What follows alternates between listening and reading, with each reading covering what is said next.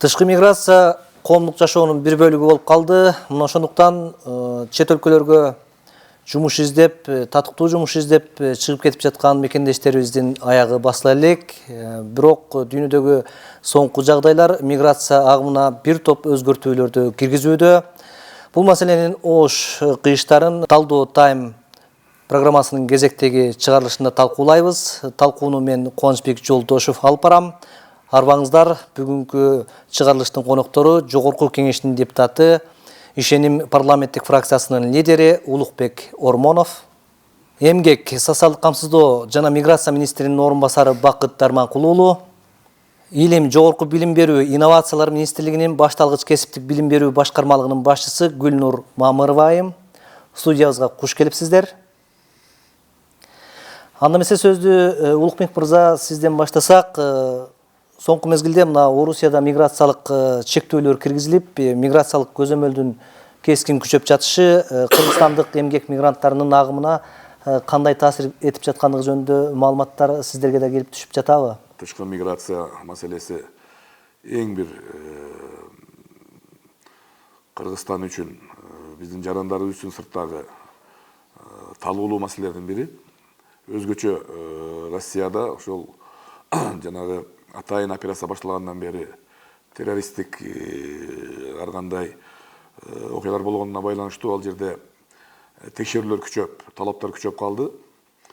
Бул жерде мен ойлойм биздин өкмөтүбүз, министрлер кабинети ошол биз Россия менен түзгөн Евразия салкагындагы келишимдерге катуураак көңүл буруш керек. Биз эки тараптуу эмес, ошол Евразия салкагында мамлекеттер аралык келишим түзүлгөн. Жумушчу орундарды же болбосо жумушту мындай орусча айтканда свободно колдонуу боюнча биз ачык барып жумушка орношконго атайын келишимдер менен уруксат берилген. Бул жерде катаалдануу кээде өтө эле аша чаап кеткендей болуп атат. Бул маселеге биздин өкмөт көңүл буруш керек. Дагы рахмат мына биздин президентибиз Адам Дорожоевич, Россиянын президенти Владимир Владимирович менен сүйлөшүп, ушул учетко туруу тактоо маселесин сентябрь айына жылдырып беришти дагы. Бирок ошону күтпөй биздин жарандарыбыз ушу мыйзамдуу жумушка орношуу иштерин ушул талаада жасап алыш керек. Негизи бул Россиянын эмес, азыр кыргызстандыктар каерде гана жок. Мына мен жакында эле Америкага барып келдим. Америкада азыр Америкага барып иштеп аткан жарандарыбыз да аябай көп агылып барат. Европада көп. Бүт өлкөлөр менен биз ушул атайын келишимдер түзүшүбүз керек. Ошол мигранттардын укугун коргоо боюнча. Ушул жаатта мен ойлойм, миграция министрлигин түзүү маселеси бышып жетилди. Биз миграция маселесин то тышкы иштер министрлигине, то кайра эле ошол эмгек камсыздоо министрлигине бири-бирине түртүп атып, ушул абалга келдик да. Убагында миграция министрлиги өзүнчө болгон бизде. Азыр ошого биз кайтып келишибиз керек. Бүт эки тараптуу, көп тараптуу келишимдер түзүп, биздин жарандарыбыздын укугун, ошо сыртта жүргөн жандардын укугун коргошубуз керек. Бүгүнкү күндө мына ошол соңку жагдайларга байланыштуу кыргызстандык эмгек мигранттарынын социалдык камсыздалышын, кепилдиктерин жана укуктук абалын коргоо багытында кандай иш-чаралар жүргүзүлүп жатат? Ушул тууралуу айтып берсеңиз, Бакыт мырза. Негизги сыртта жүргөндөрдүн саны 600 000. Ошонун ичинде эң басымдуу көпчүлүктүн саны 379 000 Россия Федерациясында жүрөт. Мисалы, мында барыңыздар билесиздер, 20-жылдарды алсак, мисалы, Россия Федерациясынын ичинде эле, мисалы, биздин 680 000, 700 000ге жакын жараныбыз бар болчу. Бул азыр эмне дейт? Ал жакта биздин жарандарыбыздын саны аябай эле кыскарып атат. Эми булга бир нече факторлор бар. Азыр мына Улукбек Ормонович туура айтып кетти.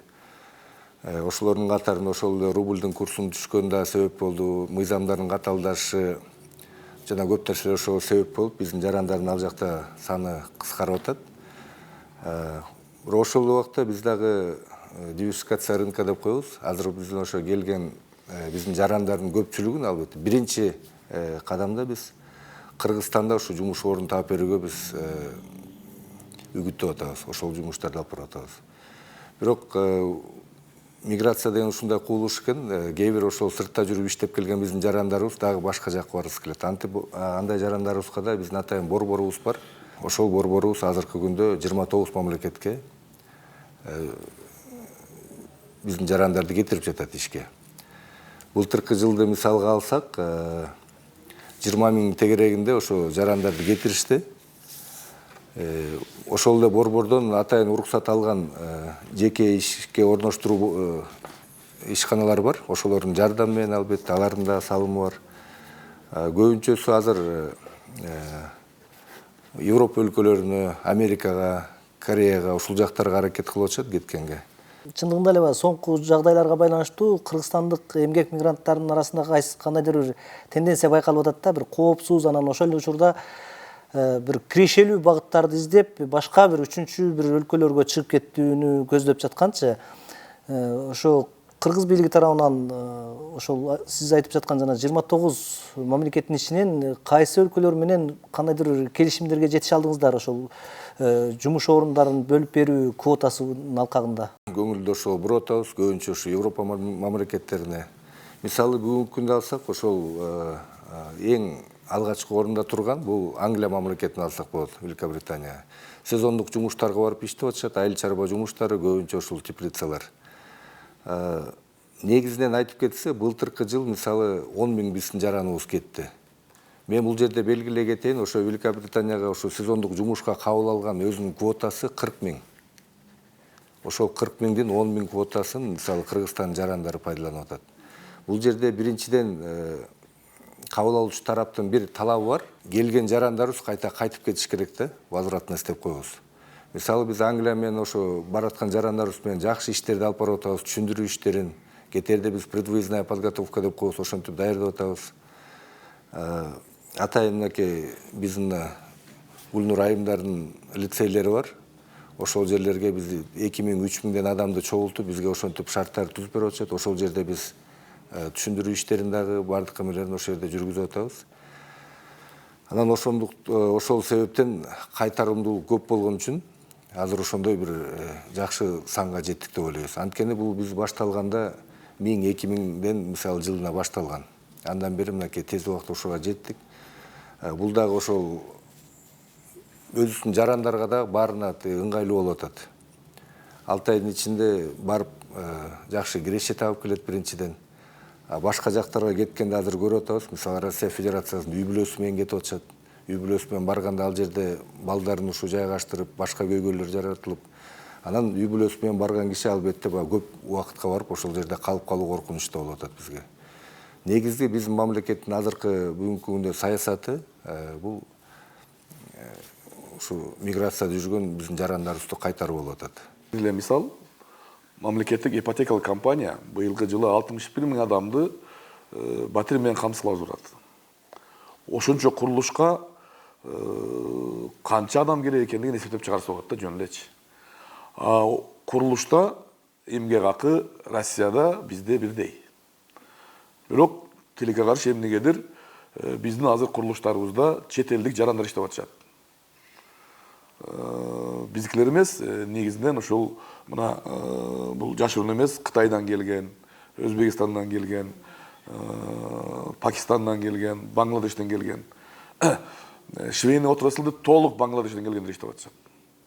Бул деген өзүбүздүн биздин жарандарыбыздын ушул маселеге мындай көңүл кош караганы деп ойлойм мен. Бул жерде ошол эле Кытайдан келген жарандар бизгилерден арзан иштебейт. Албетте, мына азыр Бакыт мырза айтып кетти, эң биринчи бизде Корея менен түзүлгөн эле ошондой келишим. Корея менен түзүлүп, бул жерде ошол Корея тилин үйрөнүү боюнча курстар ачылып, организованный набор болуп, аябай жакшы болгон. Мен 2006-2007 жылдары 3-чакырышта миграция комитети төрагасы катары кыдырып келгем. Россияны да, Кореяны да, ошондо Кореяда да, Россияда да биздин жарандар аябай макташкан. Тилди билишет, билимдүү, тез үйрөнүшөт деп.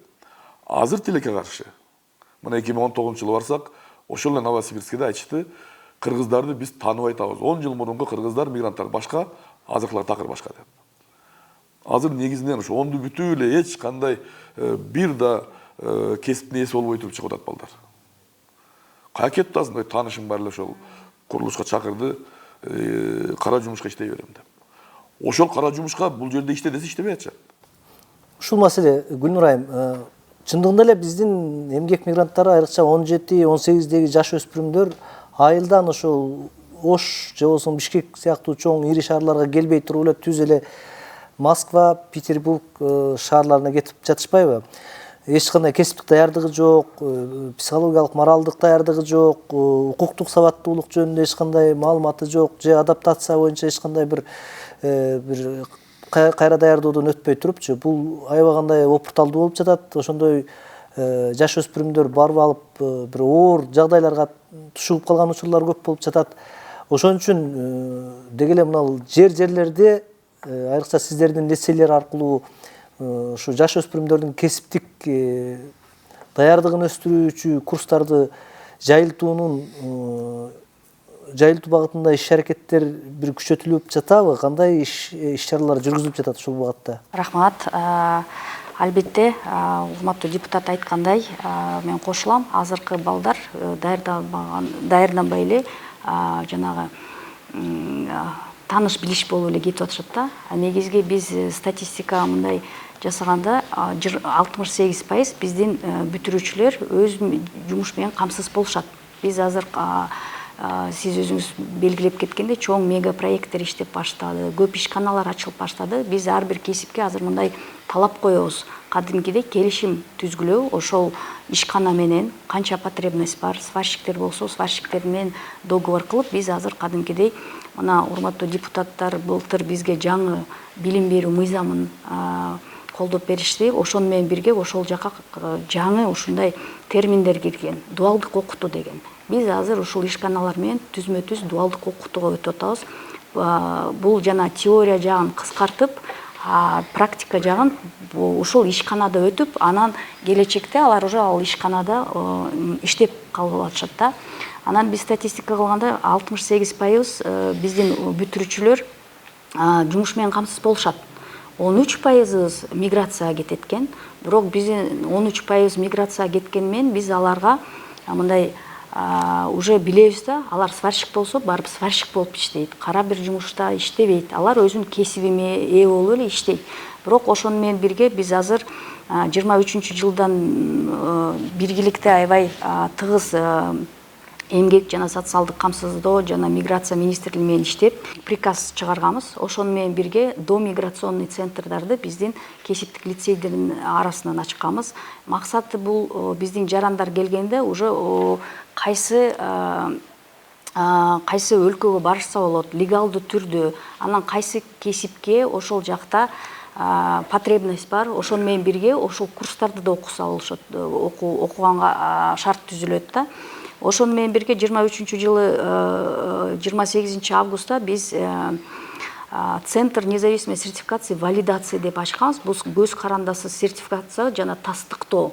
Бул дагы бул биздин мигранттар келгенде алар бияктан эч бир кесипке ээ болбой кетип, бирок ошол жерде формалдык эмес уже кадимкидей көндүмдөргө ээ болуп келет. Ошол эле сварщикке үйрөнүп келишет же ашпозчуга үйрөнүп келет, бирок алардын тастыктоочу документи жок болот.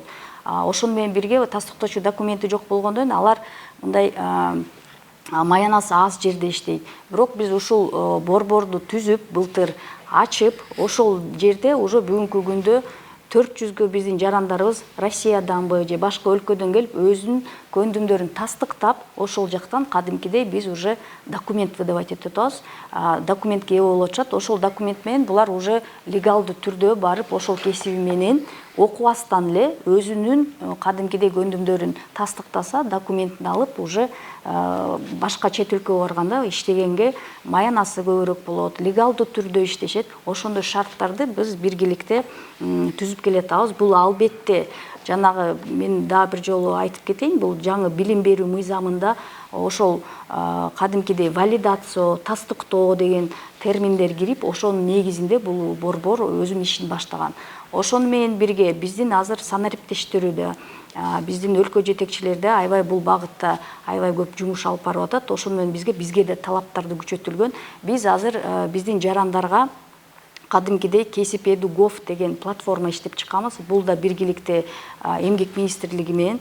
Бул платформа биздин жарандарга кадимкидей шарт түзөт. 600дөн көп кыска мөөнөттүк курстар бар. Сварщик, айдоочу, ашпозчу. Бул платформа биздин жарандарга любой гаджет менен кадимкидей онлайн заявка берилишат. Ошону менен бирге кандай программа, модульдарын көрүп алышат, баасы канча болот, качан окуу башталат. Ошонун баары ушул платформада бар. Ошону менен бирге 2000 канча көп китептерибиз бар. Люди могут самостоятельно обучиться каким-то профессиям. Ошол эле сантехниктин жакшы модульдары бар. Анан ошону менен бирге санариптештирүү онлайн 18 курстарыбыз да бар. Бул курстар кайсы курстар?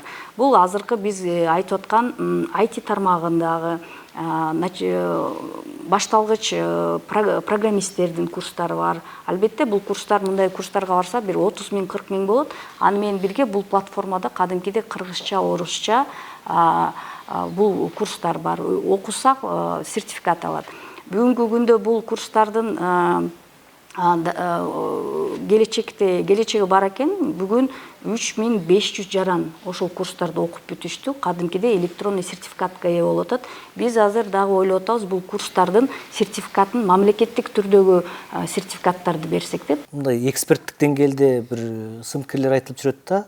Ошол эле кесиптик билим берүү тармагы, ошол эле миграция тармагы ушу бир жалпы өкмөттүк деңгээлде бир системалаштырылып, жалпы координацияланган иш жок. Ошол себептен иш аксап атат депчи. Анан көпчүлүк учурда жарандардын өзүнө күнөө коюп коюп атпайбызбы?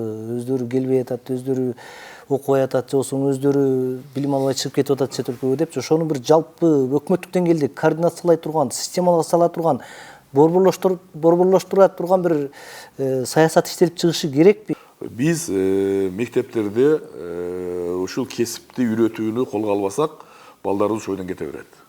Мектептин акыркы класстарында ошол эле тикмечиликти, ошол эле жеңил мындай колуна документ бере турган иштерди үйрөтүшүбүз керек. Аларды жанагы лицейге кел деп чакырып келбей атат деп отурбайбы именно. Азыр ошону тез арада колго албасак, биз дагы эле ошо билими жок балдар кете беришет. Бул мектептердин өзүндө таркатыш керек. Так болуп туруп ошол окуучуларыбыз колуна бир кандайдыр бир документ алып чыгыш керек. Маселени негизи туура көтөрүп атасыз. Бул көптөн бери келип жүргөн өзү көйгөй болчу, бирок азыр мына Гүлнур Айым белгилеп кетпедиби? Өкмөттүн тапшырмасы менен азыр биздин эмгек министрлик менен билим берүү министрлиги атайын биргелешкен буйрук чыгарып, 10 лицейди Кыргызстан боюнча чогуу пайдаланууга бизге беришкен. Ошолордун бирин жана белгилеп айтып кеткендей, 5-чи лицейге центр валидации деп, ошо центр сертификациянын ичине биз ошо эл аралык миграция уюмунун жардамы менен 28-нде ачылышы болот, эң чоң айымы келип.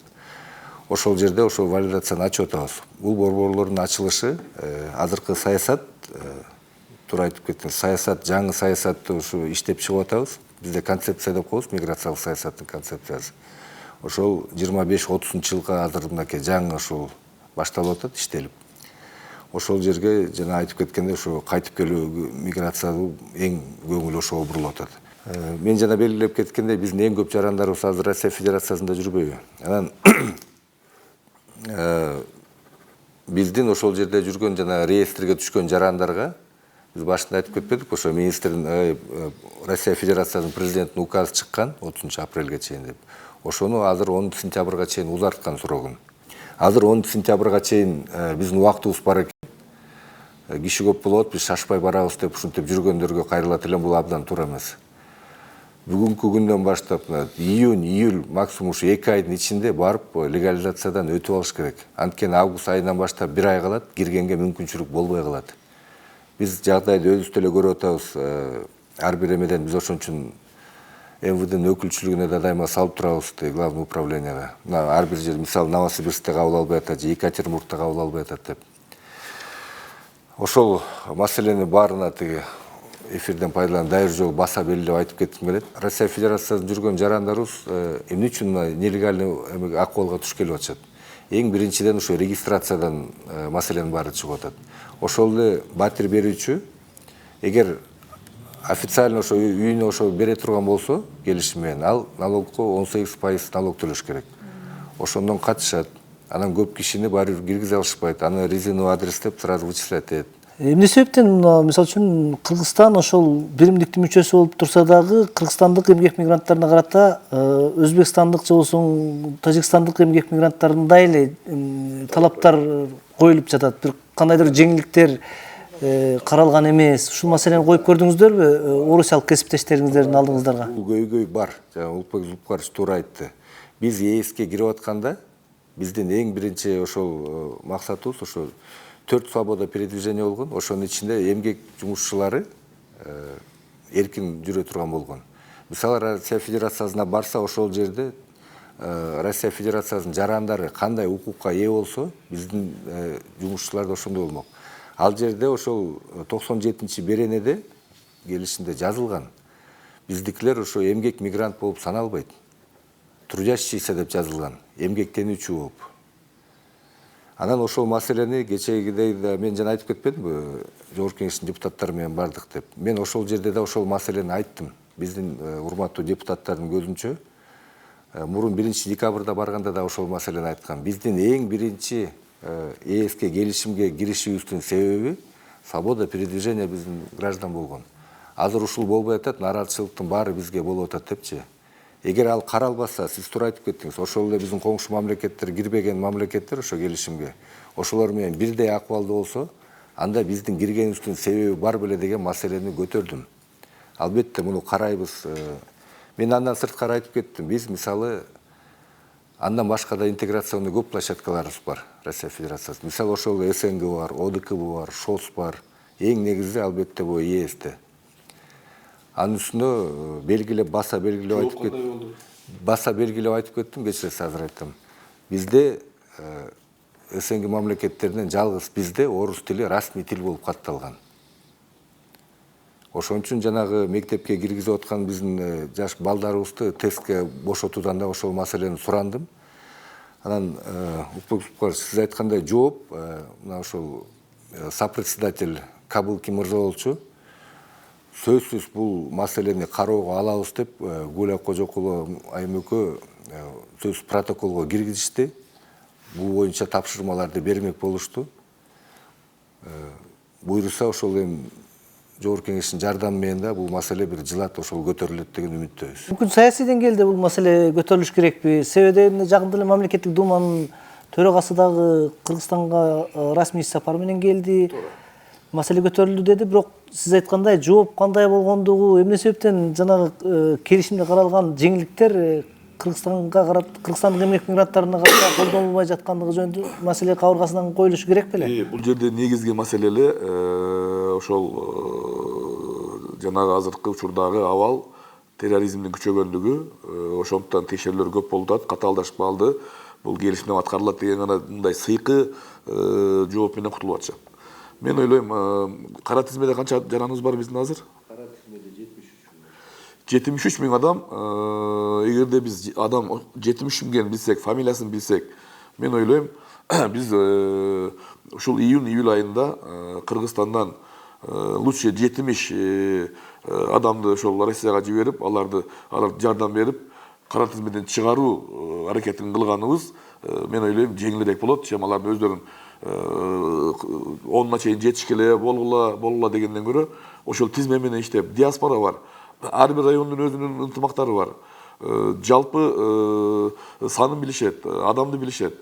Ойлойм, ушуну Бакыт мырза министрлик колуна алып, керек болсо ушул июнь айы, июль айы, мына азыр бүгүн уже 23 май болуп калды. 2 айда ушул ишти силер толук колго алышыңар керек, бүтүрүшүңөр керек жардам берип. Бул жерден эле экрандан кайрылып, силерге кайрылам деген сөз бул аз. Экинчиси, биз Россияда жүргөн жарандарыбызга юристтерди жардамын камсыз кылып беришибиз керек. Юристтер жетишпей атат. Көбү өзүнүн укугун билбейт. Эмне болгонун. Дайым чалышат. Юрист жардам бергиле, юридикалык жардам. Элчиликтин саны аз. Мен жана айтканым ошол, бизде министрлик түзүлүп, мурдагыдай ар бир шаарда өкүлчүлүк бар болчу. Красноярск, Новосибирск, Екатеринбург, бүт жерде бар болчу. Ошонун баарын жоюп салып 11 кишини калтырып койдуңар да азырчы. Бул деген жетишпейт, конечно, Россияга. Кандай жардам керек? Ушул менин оюмча бюджеттен керек болсо карап берип, бул маселени чечишибиз керекпиз. Ансыз чындыгында сентябрь айында аябай чоң маселе жаралышы мүмкүн. Уперлукарч, уруксат берсеңиз, мен бир аз толуктай кетейин. Азыркы 73.000 кара тизме дегенибиз бул жарандар уже бул жакта жүргөн жарандар. Россия Федерациясына буларга кирүүгө тыйым салынган. Алар Кыргызстанда же башка чет өлкөдө жүрүшөт. Алар жөнүндө маселе жок. Булардыкы только ушундай сотко берип, соттун чечими менен гана болуш керек. Азыркы болуп аткан көйгөй жана реестрде деген 70.000 адам бар. Ошол 70.000 адамга сиз айткандай көпчүлүгүнө да ар бирине жардам бергенде бул жерде маалыматты биздин биринчи очередь милдетибиз маалыматты жеткирүү, шарттарды түзүп бердик. Болгону бир жарандын бир штрафы төлөнбөй калышы мүмкүн. Же могу телефонный сим-картаны алганда платный услуга да, ошол сим-картаны өчүрүп башка сим-карта алып алган. А ошол жерде эмеси көбөйүп барып анан үстүнө пеня кошулгандан кийин бул да автоматически өтүп кете берет экен. Болбогону эле бир ушундай эмелер менен түшкөндөр да бар да. Ошон үчүн биздин жарандарыбыз биринчи кезекте ошол полицияга барып эмне экенин тактаса, анан мына биздин ошол өкүлчүлүгүбүз азыр ушундай усиленный режимде 24кө 7 иштеп атышат. Күнү түнү иштеп атышат. Кайсы убакта эмне болуп кайрылып кандай көйгөй болсо, албетте ошол момент жардам берүүгө даяр.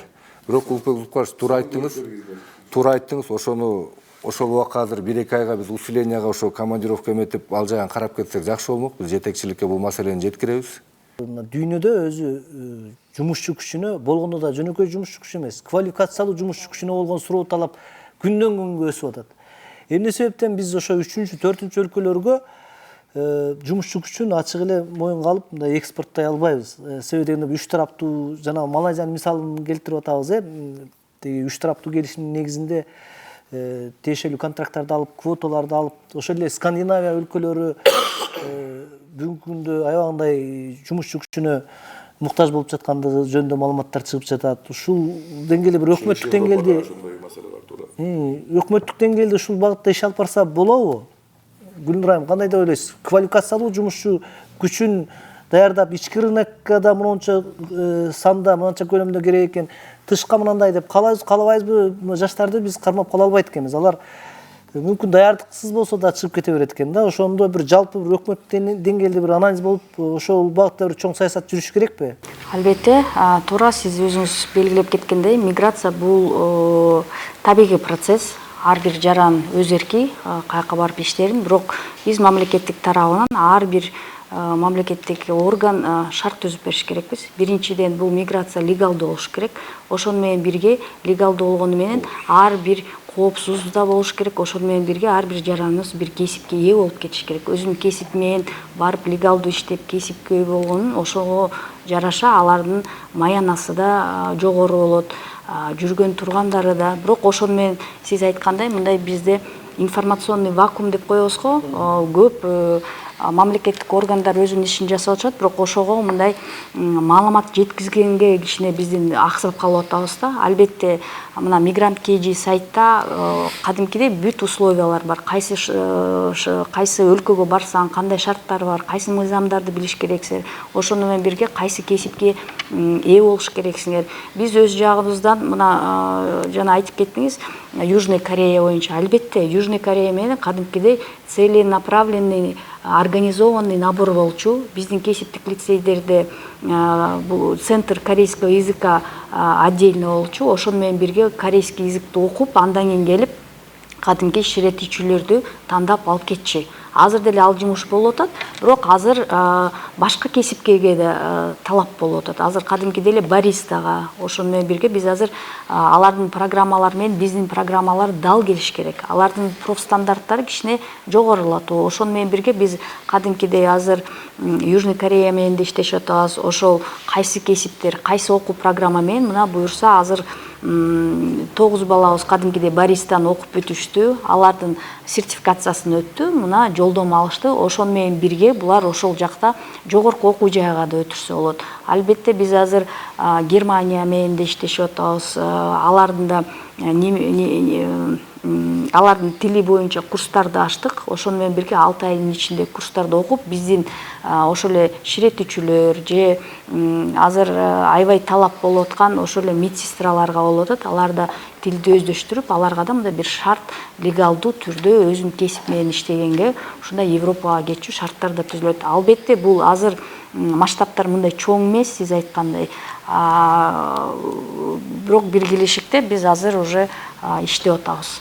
Бизге белгилүү болгондой, буга чейин Евро биримдиктин, Еврокомиссиянын, Германия өкмөтүнүн бир топ гранттык проектлери, долбоорлору бар эле да. Ошолор жыйынтык бердиби? Мисалы үчүн ошол жаш өспүрүмдөрдү ошол Европага, башка жактарга кетирерден мурун ушу жеринде, Кыргызстандын өзүндө бир борборлорду ачып, ошолордун стандарттарына ылайык келе тургандай квалификациялуу жумушчу күчүн даярдап туруп, анан жөнөтсө, ошо мамлекеттик жөнгө салуу ошо тышкы миграцияда бир жыйынтыгын, пайдасын бере беле деген пикирлерди эксперттер көп айтып жатат да. Сиздер ушул маселеге кандай көз караштасыздар? Бир нече келишимдерди кол койгонбуз. Ошонун бирге албетте бул эң көйгөйлүү бул тил маселеси. Булар аябай бизге мындай B2 деген деңгээлди коюп атат. Бул B2 деген деңгээл бул эркин сүйлөйм, эркин жазам, эркин сүйлөй алам деген да. Бирок биз азыр айтып атабыз, ошол деңгээлди A2ге түшүргүлө, сварщикке негизги ал өзүнүн жумушун көрсөтүш керек. Кандай шов менен, кандай сварка кылды, аякта мындай түшүндүрүү иштеле керек жок. Могул сварканы бияктан кылгансаң, ал өзүнүн жумушу менен көрсөтүп коет да. Бирок биз айтып атабыз, жогорку деңгээлде ошол эле медсестраларга албетте B2 деңгээл тил билиши керек. Потому что бул жанагы ден соолук боюнча болуп атпайбы? Туура эмес окуп, туура эмес подключаться. Бирок биздин именно жана жумушчу кесиптерге ушул тил деңгээлин A2га түшүрүп бериңиз, рабочий кылып эле, анын үстүндө жумуштар жүрүп атат. Бирок ошону менен бирге Ausbildung деген программа бар. Бул биздин колледжде балдар окуп, андан кийин тилди өздөштүргөндөн кийин жогорку курстарга барып Германияга кетип атат. Ал программалар бар. Бакыт мырза, мына биздин коңшулаш эле Өзбекстандын ушул тышкы миграция багытындагы стратегиясы, саясаты, алардын тажрыйбасы менен сиздердин да тааныштыгыңыздар болсо керек, маалымат алмашуу да болушу мүмкүн. Интернет булактарына чыккан маалыматтар боюнча, айрыкча Түндүк Европа өлкөлөрүнөн соңку мезгилде Өзбекстан жумуш орундары үчүн квоталарды алып жатыптыр. Бул ошол эле Швеция, Норвегия, Финляндия сыяктуу, Түндүк Ирландия, Шотландия сыяктуу аябагандай жашоо деңгээли жогору өнүккөн өлкөлөрдөн ошо квалификациялуу жумушчу күчүн экспорттоо боюнча бир келишимдерге жетишип жаткан учурлары жөнүндө маалымат чыгып атат да. Алардын алдыңкы тажрыйбасын алып биз да колдонуп көрсөк болобу? Ушул жөнүндө бир изилдеп көрдүңүздөрбү? Албетте, бул боюнча бул тарапта биз да жумуштарды алып барып атабыз. Азыр мен жана айтып кеткендей, Англия эле эмес, мынакей бүгүнкү күндө мына Италия менен, Польша менен жана башка мамлекеттер менен биз ошондой келишимдерди карап атабыз. Бирок мен дагы бир жолу баса айтып кетким келет. Биз ушундай кыска мөөнөттүү иштерге гана ушундай келишимдер түзгөнгө азыр аракет кылып атабыз. Анткени мына Англияга барып келип аткандар быйыл буйруса, былтыр 10 000 кишини кетирдик дебедикпи, быйыл буйруса бир 12 000ге чыгабыз деген үмүтүбүз бар. Анткени 4 компания менен иштерди алып бардык. Бул жакта иштеп келген балдарга биз башка пенсионный накопленияларын кайтаруу боюнча да иштерди жүргүздүк. Быйылкы жылдан баштап ошол мурун иштеп келген биздин ошол жарандарыбыздын пенсион накопленияларын кайтарып берип атышат. Азыркы кийинки түзүп аткан келишимдерде да биз ошол пункттарды карап кеткенге аракет кылып атабыз. Анан мүмкүнчүлүктөн пайдаланып мен дагы бир жолу дагы бир көйгөйлүү маселелер бар эле. Уруксат берсеңиздер ошону айта кетейин. Кече биздин урматтуу президентибиздин жарлыгы чыкты. Кыргызстанда жүргөн биздин бул жакта жүргөн чет элдик жарандарга легалдаштыруу боюнча 20 күн убакыт берилди. 10 июньга чейин. Ошол боюнча да кайрылып кетет элем. Бул жакта азыр жумуш берүүчүлөрдүн көбүндө мисалы былтыр мурдагы жылы бир ушундай окуялар болуп кетип, өзүңүздөр билесиздер. Көп Бангладеш, Пакистан же башка мамлекеттин жарандары легалсыз жүрүшөт. Ошолорго 20 күн убакыт берилди азыр легалдаштырганга. Баягы чоң жыйын болуп өттү. Барыңыздар көрдүңүздөр болуш керек. Камчыбек Кыдыршаевич ошол ишкерлерди, курулушчуларды, швейниктерди, болгон ошол чет элдик жумушчуларды, пайдалануучулардын баарын чакырып, ошол убакта мамлекеттик органдарда чакырып, ошол жерде тапшырма берди. 20 күн ошол жарлык чыккандан баштап 20 күн убакыт берилет. Ошол убакта баарын легалдаштырып, ордуна коюш керек деп. Ошол 10 июньга чейин легалдаштырганга жетишпеген ошол чет элдик жарандарга уже чоң масштабтуу рейдтер башталат. Бир буюрса ошо жана сиз айткан азыркы саясатыбызда ушундай болгон атат. Биринчи тартипке келтирип, мынакей мүмкүнчүлүк түзүп берип атабыз легалсыз жүргөндөргө. Легалдаштырып, мыйзамдуу түрдө өздөрү биякта жүрүшсүн. Албетте ошол убакта налоговое отчисление тияк баары каралат. Андан кийин уже МВДга да бүт поручение берилди. Чоң ушундай рейдтер болуп, мыйзамсыз жүргөн немелердин баары чыгарылат. Бир белгилеп кете турган нерсе, былтыр ушуда президентибиздин указы чыгып, жаңы жарлыгы чыгып, жумушка чет элдик жарандарга жумушка орноштуруу, борбоштуруу болсун деп Тышкы иштер министринин өткөрүлүп берилген. Принцип единого окна деп коет. Ошол эле жерден алар визаны алышат, жумушка орноштуруу уруксатын да алышат. Бүт бир жерде азыр ушундай ыңгайлуу шарттар түзүлгөн. Улукбек мырза, муну айтсаңыз, дүйнө өзгөрүп атат. Дүйнөдө укмуштай окуялар болуп атат. Эл аралык бир ар кандай миграциялык тенденциялар жүрүп жатат. Ушунун алкагында, мисалы үчүн, мына биздин парламент мыйзам чыгаруу органы катары ушул ички тышкы миграция багытында бир мыйзамдарды, жалпы концепцияны аныктап, жалпы саясатты аныктап, ушу аткаруу бийлигине багыт бере турган бир иш-аракеттер байкалбай жаткандай да эмнегедир.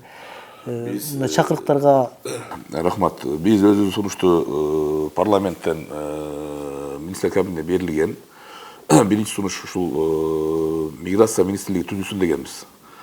Ошондо ал кошуна өлкөлөрдүн дагы тажрыйбасын баардыгын чогултуп, бир жана сиз айткан системный бир жерден кеткени болмок да. Бул жана иш менен камсыздоо, анан башка министерстводо бир гана тараптуу бир маселе болгондо, миграция маселеси азыр биз үчүн өтө көйгөйлүү маселе. Биз сырткы миграция эмес, ички миграцияны азыр түшүнбөй атабыз. Биз бир канча жолу жогорку кеңеште айттык. Тез арада миграциялык карточканы киргизиш керек Россиядагыдай. Санариптештирүү менен оңой эле, чек арадан өткөндө эле колуна берип коет, мына. Кирди, ал кагазы жок, чыга албайт эч ким Россиядан. Биз Өзбекстандан канча жаран эмне келгенин билбей атпайбызбы азыр? Ар кандай менен кирди чыкты болуп атат, башка болуп атат. Бирок ошол кагазы болсо эсеп так болот да. Россияга жетиштүү кошо койчу, мына. Кирип атканыңда колуңа кагаз берет, паспортуңду салып алып жүрөсүң. Министр кармаса да ошону көрсөтөсүн. Бул мен ойлойм эң бир жөнөкөй бир биздикилер аткара турган маселенин бири. Экинчиси, Өзбекстан, Малайзия деп атпайбызбы? Эң биринчи биз муну ошол 3-4 акырчта сунуш берген элек. Филиппиндин үйрөнүшүбүз керек. Филиппинде атайын сыртка чыккан жарандардын өзүнчө эсеби бар. Чыгып аткан жарандарга банктан эсеп ачылат. Сен биздин жараныбызсың, могул банктагы эсебиңе акчаны которуп турушуң керек. Ай сайын эртеге келгенде көчөдө калбаш үчүн. Ушундай бир мына атайын организованный бараткандарга ошондон баштасак эч болбосо бизчи. Мына Англияга, Кореяга эсеп ачтырып, алып тасың майлы. Бул сенин акчаң. Бирок которуп тур айнайын. Алып келгениңде жеңил болот, башка да болот. Ушул нерсе дагы бизде жок бүгүнкү күндө. Мамлекет канча аракет кылбасын, жана айрыкча тышкы миграция маселесинде баягы көйгөй маселе самотекко калып кеткендей да көп жылдан беричи. ушуга бир мамлекеттик жөнгө салуу керекпи? Айрыкча баягы мамлекет үчүн жана демографиялык коопсуздук үчүн дагы тышкы миграцияга кетип аткан жарандардын кайра кайтып келиши да маанилүү да. Ошон үчүн мисалы үчүн жанагы бир уюшкандыкта кайсы бир өнүккөн өлкөлөргө коопсуздук кепилдиктери менен жанагы киришелүү багыттарды аныктап ошол жактарга жөнөтүп, кайра алардын келишин Мына камсыздап. азыр мына айтып аткан Бактымыз айткан Англиянын мисалын бүт Европага жайылтыш керек, бүт өлкөлөр менен келишим түзүш керек. Ал жакта ушул гарантиясы бар, так талабы бар, так сорогу бар. Мен ойлойм, бул ишти эртерээк колго алыш керек. Мына Чехияга биздин жарандар барып алып кагаз ала алмай жүрүшөт. Ал жерде жөнөкөй жумуштарга аябай талап көп. Чехияда биздин өкүлчүлүк дагы жок, алардыкы дагы бизде жок. Биздин жарандар чыгыш үчүн азыр Астанага барыш керек. Мурда Алматы болчу. Талаптар өзгөргөндө аябайчы. Ушунун баарын эске алып, азыркы мына Бакыт мырзанын миграция булардын карамагында кыла турган иштери тоодой. Булар баш көтөрбөй иштеш керек азыр. Биринчи кезекте Россияда жарандарыбыз азыр. Андан кийин уже уюштурулган түрдө жумушчулар биздин адамдарды сыртка мындай кепилдигин камсыздап чыгаруу деп койсок болот да мунучу. Гүлнур айым, мына токтоло кетсеңиз, кийинки учурда ошо кесиптик техникалык билим берүүгө аябагында көңүл бурулуп жаткандай болуп атат, бирок реалдуу түрдө каржы министрлигинен сиздердин бюджетиңиздер жогорулатылдыбы? Акча каражаты бөлүнүп жатабы? Бул көйгөй бар, бирок айтып кетчү нерсе, былтыркы жылдан баштап кадимкидей бизге балдарыбыз көбүнчө жатаканада жашап окушат. Аларга 100% тамактануусу көбөйдү. Ошону менен бирге биздин мугалимдердин да маянасы көтөрүлгөн. Жана албетте мектептин мугалимдери менен чогуу көтөрүлгөн. Негизги ремонт, анан жанагы оборудованияга бизге эл аралык донордор жардам берет. Былтыр эле 340 миллион сомго биз 10 кесиптик лицейди ремонттон өткөзүп, кадимкидей жаңы жабдуулар менен жабдыдык да. Бирок албетте бизде өлкөдө 93 кесиптик лицей бар. Аларда ремонтко, оңдоого, ошону менен жаңылтууга муктаж бар. Азыр эми Алтын казык трансформация программасы менен биргеликте биздин кесиптик лицейлерде эң негизги профилдик окуу жайлар болот келечекте. Ошону менен бирге биз да ушул кесиптик лицейдин оңдоо иштерине, ошону менен бирге жаңы жабдууларга муктажбыз. Албетте бул маселе министрлик тарабынан биз кайрылганбыз. Ошону менен бирге азыр министрлик тарабынан Азия өнүктүрүү банк менен биргелешип жаңы бир чоң долбоордун үстүндө иштеп атабыз. Албетте бул долбоор өзүнүн жумушун 26-жылда баштап кетсе, биз азыр ошол оңдоо иштерин, анан жаңы жабдуулар менен ошондой компоненттерди киргизип атабыз. Албетте бул жетишсиздик болуш керек, бирок кадамдан кадам шилтеп, ушундай оңдоо, анан жанагы ремонттоо, анан жаңылатуу иштерди алып барып баратабыз. Ошону менен бирге бизде жана кадр маселеси да бар, алардын квалификациясын жогорулатуу маселелери бар. Азыр ошол көйгөйлөрдү кадимкидей ишканалар менен чечип атабыз. Бизде кондитердерди Куликовскийдин базасында квалификацияларын жогорулатып атабыз. Ошону менен бизге Газпром нефть-Азия менен биргеликте ширетүүчүлөрдү ошол жактан квалификацияларын жогорулатып. Биз азыр кадимкидей келишим түзүп, ишканалар менен биргеликте иштегенге көп аракет жасап атабыз. Дастан, Автомаш. Бул саясат иштеп чыгуу үчүн мындай жалпылап анан өлкөнүн ички рыногуна канча жумушчу күчү керек, сыртка канча экспорттой алабыз жумушчу күчүн, ушул багытта бир концептуалдык негизде иш алып барылып жатабы? Туура айтып атасыз. Мына март айында эмгек министрлиги тарабынан кадимкидей талдоо эмгек рыногун жасап беришти. Негизги бул жумушчу кесиптер боюнча ал жерде көрсөтүлдү. Ар бир региондо кандай кесиптерге бүгүн муктаж болуп атат. Албетте бул талдоо республиканын ичинде болду. Бул негизги биздин жанагы ал талдоонун негизинде көбүнчө көңүл жумушчу кадрларга бөлүнүптүр да. Бирок ошону менен бирге жогорку окуу жайлардан канча юрист керек, канча экономисттер керек, ал жакта көбүнчө көрсөтпөптүр да. Ошондуктан бизге бул талдоо эң негизги бүгүнкү күндө маанилүү документ болуп эсептелет. Биз кадимкидей ошол анализдин негизинде ар бир кесиптик лицейге мындай талап коюп атабыз. Ушунун негизинде акимияттар менен, рай администрация менен бирликте иштеп, ошол жакта ошону менен бирликте экономика министрлигинен да бизге бир нече тизме түшкөн. Кайсы аймакта кандай ишкана ачылат, ошону менен бирге ошол акимият, занятость менен биргеликте анан биздин кесиптик лицейлер азыркы күнгө план прогнозун жасап атышат да. Көлдүн регионунда канча бизге, например, агай айтып кетти, чоң мега проекттер боюнча Ала Тоо резорт же Кыргыз Куршевели деп айтабыз. Ошол компания менен биз уже келишим түздүк. 4700 кадимкидей кадр, жумушчу кадр керек. Азыр бир кесиптик лицейдерге ошол мындай госзаказ катары иштеп башташты. Канча повар, канча ашпозчу даярдайт, канча сварщик даярдайт, плотник даярдайт. Биз азыр эми бул сиз айтып аткандай туура биргеликте бир багытта иштеп, анан кадимкидей мурункудай госзаказдай кылып, бирок ошону менен бирге биз негизги биз программаларыбызды жаңыланыш үчүн бизге ишкерлердин да талабы керек. Биз азыр жаңы билим берүү мыйзамында айттык, ишкерлер бул кадимкидей эле окуу процессинин катышуучулар. Мурда андай жок болчу. Биздин жумушчу кадрларды кадимкидей алардын кандай талабына жараша биз өзүбүздүн программабызды жаңылаш керекпиз да. Анан алар өзүлөрүнүн профстандартын бизге берсе, кесиптик стандартын, биз ошо кесиптик стандарттан окуу программаларды жаңылайбыз.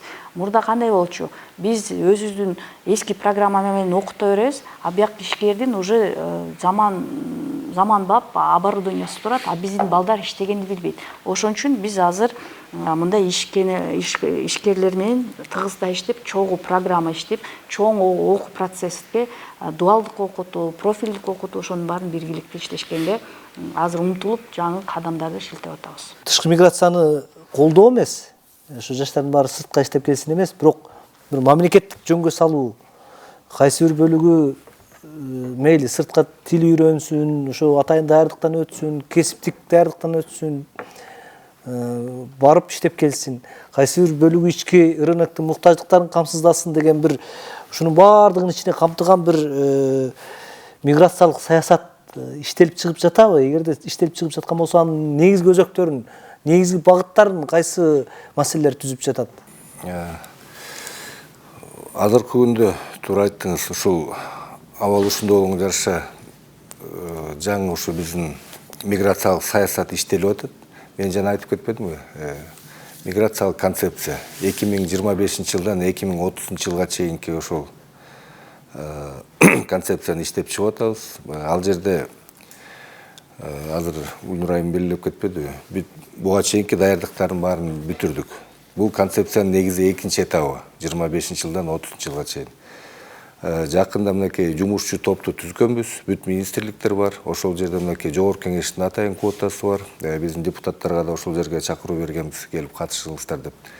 Ошол иштелип чыгып аткан концепцияда албетте бүт ошолор каралган. Анан жана айтып кетпедикпи, биздин азыр бул күндү урматтуу президентибиздин талабы миграция кайтарымдуу болсун деп ошо кайтарганга аракет кылып атабыз. Анан миграция деген ушундай кубулуш экен. Албетте ошол сыртка чыгып өзүн көргүсү келген жарандарыбыз бар. Алар үчүн биз жанагындай шарттарды түзүп атабыз. Европа өлкөлөрү менен, башка өлкөлөр менен ушундай келишимдерди түзүп атабыз. Мүмкүн болушунча биринчи биз нажымдашуу болуп атабыз, кыска убакка бара турган болуп. Анткени бул өздөрүнө да ыңгайлуу, мен айтып кеттим, үй бүлөсүнө да ыңгайлуу. 6 ай барып иштеп келет, максимум 9 ай болсо анан кайра келет. Бул мисалы Германия менен деле ошондой келишимибиз бар, Япония менен бүгүнкү күндө келишимибиз бар. Бирок алардын жана тил билүү деңгээлин булар бир аз жогору коюп атышат. Дипломатиялык өкүлчүлүктөр аркылуу чыгып, ошол эле мисалы үчүн жанагы Түндүк Ирландия, Шотландия, Норвегия сыяктуу мамлекеттерде демографиялык маселеге байланыштуу ушу жумушчу күчүнө, айрыкча квалификациялуу жумушчу күчүнө болгон суроо талап жогору болуп атат да. Мүмкүн ошол менен түз деле байланышып, жумуш берүүчүлөргө чейин чыгып, мүмкүн алардын бир Кыргызстандын өзүндө борборлорун уюштуруп, силерге жумушчулар керекпи? Силердин кандай стандарттарыңар бар? Ошондой стандарттарга ылайыктуу биз жумушчуларды даярдап берели деген сыяктуу келишимдерге жетишүүгө мүмкүнбү же бул мындай мүмкүн болбой турган нерсеби? Мүмкүн. Биз мына Германия менен иштешип атабыз. иштеш керек. Германия менен иштешип атабыз. Азыр сварь жок, электрик, сантехник боюнча программаларыбызды дал келтирип атабыз. Ошону менен бирге мындай сүйлөшүп атабыз. Теория жагын биз бияктан окутабыз, а практикасын силер тияка алып барып практикасын өткөзгүлө. Ошол эле жанагы мен айтып кеткендей эле тил маселеси болуп атат. Тил маселе жана деңгээлин кишине түшүргүлө деп атабыз. Ошонун үстүндө азыр иштеп атабыз. Сүйлөшүүлөр жүрүп атат. Аларда анан сертификационный центринде бияктан ачып бергиле деп атабыз да. Бияктан тил билгендин уровенин далилдеш үчүн азыр Ташкентте экен. Биздин ал жарандарга кошумча дагы каражат кетирбей, ушул жактан сертификационный центр ачып берсеңиздер деп биз Германия менен иштешип атабыз. Мына бул жерде мындай да, жакында биз өзүбүздө жумушчу издеп таппай кала турган абалга келип атабыз. Былтыры 100 өнөр жай ачылды. Бул эгемендик алган тарыхта биринчи жолу ушундай болду. Быйылкыга 128 өнөр жайын пландаштырып атышат. Мына кечээ эле биз өзгөнгө барып атайын кыш чыгарчу завод ачып келдик. Жеке ишкер ачты. Бүт роботтор менен камсыздалган ишкана. Өзүбүздө керек жумуштар азырчы барып. Мына Беловодскийде завод иштей баштады. Сокулукта ачылат. Завод Ленинде мына Шумкар компаниясы иштеп атат аябай. Жумуштар өзүбүздө керек азыр. Биз өзүбүзгө даярдашыбыз керек бардыгын. Анда мүмкүн ошо ички рыноктогу жумуш шарттарын кароо боюнча мыйзамдык жагын карап, анан айрыкча мындай бир байланыш жок болуп атат да, жок болгондой болуп атат да, жумуш берүүчү менен жумуш алуучунун, издөөчүнүн ортосунда байланыш жоктой. Жумуш берүүчүлөр айтат, бизде жумуш толтура. Бирок жумуш издөөчүлөр айтып атат, шарт жок, маяна начар, анан жумуш шарттары абдан төмөн депчи. Мисалы биздин министрлик ушул боюнча жумуштарды алып барып атат. Мына ярмарка вакансий деп коебуз. Өткөндө мына Ош шаарында чоң ярмарка вакансия өткөрүштү, канча миң кишиге биздин министрибиз барып катышып келди. Андан кийин мынакей 4 майда Ысык-Көл областында ошол Чопой Ата шаарында уюштурулду. Урматтуу Адылбек Алиевич премьер-министр өзү барып катышып ошол жерди ачып, сондан өткөндө. Бүт ошол жумуш берүүчүлөр менен биздин ошол өкүлчүлүктөр да катышып атат. Канча вакансия бар, канча жумуш издөөчү бар, ошолордун баарын табыштырганга бул ярмарка мен чоңурактарын айтып атам. Ар бир жерде, ар бир райондордо ушундай ярмаркаларды негизи өткөрүп атат. Ушундай талаптар коюлган. Сиз туура маселени көтөрүп атасыз. Негизи иш берүүчүлөр менен иш издөөчүлөр менен байланыш жок болгондой болуп атат. Бирок ошону менен бирге бизде азыр жаңы мыйзамдарды айтып атабыз да. Бул мына жаңы трудовой кодексте де кадимкидей профессионалдык стандарт болуш керек деп атабыз. Бизге азыр иш берүүчүлөр өзүнүн талаптарын коюш керек. Алар албетте жаңы технология алып келип, алар айтып атат, силер даярдап берген балдарыңар бияка келип иштей албайт. Албетте, андай оборудование бизде жок болсо, ошону менен бирге биз айтып атабыз, иш берүүчүлөр өзүңөр жана кесиптик стандартта кадимкидей жазып бергиле, кандай билими болуш керек. Ошону менен бирге кайсы оборудованияда иштешкен көндүмдөрү болуш керек. Ошону менен бирге биз чогуу отуруп алып программа жазсак, окуу программасын, анан жана практикасын ошол ишканага барып иштегенден кийин ал балдар кадимкидей кесипкөй квалификациялык талабына жооп берген адис болот да. А бизде азыр биздин балабыз чыгып жумушка барганда ал оборудование жапжаңы башка оборудование болуп атат да. Ошондуктан биз азыр жаңы мыйзамда ошол бүт эмелер жазылганда бул келишим болуш керек. Биз мына 38.000 жумуш берүүчүлөрдүн келишиминин негизинде азыр 12.700 келишимге кол койдук. Кадимкидей биздин лицейден канча балдарга алар дуалдык окутууга орун бере алат. Мына 12.000 бала кадимкидей ошол ишканаларга барып иштешет, практикасын өтүшөт. Бирок албетте бул бүгүн жетишсиздик. Жумуш берүүчүлөр аябай бизнесмен да, аларга уже даяр кадр керек болуп атат да. Биз айтып атабыз, чогуу иштейли, чогуу даярдайлы, практика убагын сизде өтсүн. Ошондо алар каалагандай кайсы оборудованияда өзүнүн баласын даярдап алат. Биз теория жагынан техника безопасности основной өйдөрүн берсек, мына бизде мен азыр бир пример айтайын. Көлдө бир айылда чоң бир швейный цех ачылыптыр, завод десек деле болот. Аякта жалаң санариптештирүү швейный машинкалар коюлуптур и оборудование коюлуптур. Анан ошол жерде биздин кыздарыбыз отдел контроля качествода иштейт экен. Эң негизги аякта кайсы көндүм керек экен болсо, аякта жөн эле жанагы материалды коюп, анан кайсы кандай размер чөнтөк керек, ошону санариптештирип койсо, ал уже автоматически эле тийип коет экен да. А биз кадимкидей ал чөнтөктүн вытачкасын, түрлөрүн үйрөтөбүз да. Ачакта эң негизги ал кандай көндүм керек десем, материалды түз, анан программаны тандап эле коюш керек да. Ал уже мындай швеяны бир 10 айлык же 3 айлык кылып окутпай эле коюш керек. Аякта мындай жараныбыз барып эле жана материалды түз коюп, каалаган программасын эле санариптештирилет экен да уже. Ошондуктан биз азыр ошол ишкана менен бирликте иштеп, биздин швеяларга аларга аябай профессионалдуу болуп атат да. Аларга жөн эле мындай прямая строчка и жана материалды. Поэтому мындай биргеликте иштеш керекпиз да. Алардын оборудованиясын биз да көрүш керекпиз.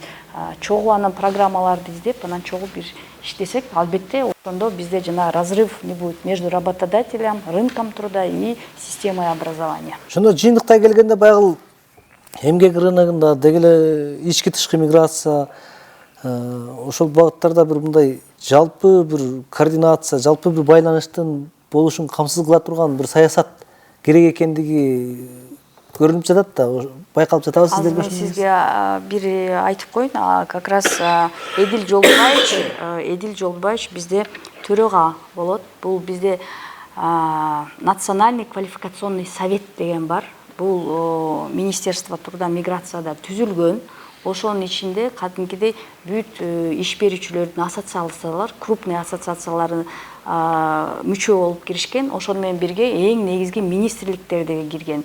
Биздин министрликтер ошол жакта квалификациянын кандай саясатын талдоп, ошонун кадимкидей бүгүнкү күнгө кандай талаптар бар, ошол советте уже ушундай сиз айткандай жана координациялоонун ушундай бир орган түзүлгөн. Канчалык ал активдүү иш алып барып атабыз, бул башка маселе. Биз азыркы уже бир 3 совещание болуп, ушул профессиональный стандарттар боюнча талкуулап, ар бир министрлик, ар бир сектор өзүнүн сиз айткандай кадимкидей рамки квалификацияларын иштеп чыгыш керек да. Ар бир тармак, медицина тармагы, билим тармагы, ошол эле юристтер тармагы өзлөрүнүн кадимкидей кандай квалификация болуш керегин иштеп чыккандан кийин профстандарттар иштеп чыгып, бияка реестрге түшүп, анан ошонун негизинде биздин бүт окуу программалар жаңыланат. Чоң рахмат анда келип талкууга катышып бергениңиздер үчүн. Тышкы миграциянын күнгөй тескейин талдоо тайм берүүсүнүн кезектеги чыгарылышында талкууга алдык. Ага Жогорку Кеңештин депутаты, Ишеним парламенттик фракциясынын лидери Улукбек Урмонов, эмгек социалдык камсыздоо жана миграция министринин орун басары Бакыт Арманкулуу жана Билим берүү министрлигинин башталгыч кесиптик билим берүү башкармалыгынын башчысы Гүлнур Мамырова айым катышты. Талкууну менен журналист Кубанычбек Жолдошев алып бардым. Саламатта туруңуздар.